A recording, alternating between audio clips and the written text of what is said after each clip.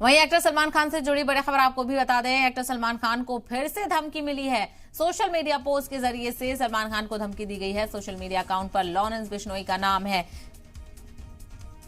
सलमान की सिक्योरिटी का जायजा लिया और लिखा है कि कोई तुम्हें नहीं बचा सकता। तो एक बार फिर से भाईजान को धमकी भरा मैसेज किया गया है। सोशल मीडिया पर पोस्ट करके धमकी दी गई है।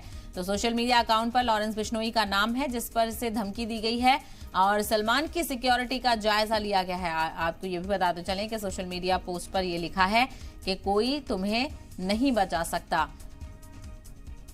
तो बॉलीवुड के भाईजान सलमान खान को एक बार फिर से धमकी मिली है। हालांकि लॉरेंस बिश्नोई की तरफ से और इससे ताल्लुक रखने वाले तमाम तर गैंगस्टर की तरफ से बार बार सलमान खान को धमकी दी जाती रही है। इसके चलते सलमान खान की सिक्योरिटी में भी कई बार इजाफा किया गया है और साथ ही साथ एक बार फिर से इसी तरह की खबर सामने आ रही है कि एक बार फिर सलमान खान को धमकी दी गई है। सोशल मीडिया पोस्ट के जरिए से धमकी मिली है और इस सोशल मीडिया अकाउंट पर लॉरेंस बिश्नोई का नाम है। लिखा है तुम्हें कोई नहीं बचा सकता।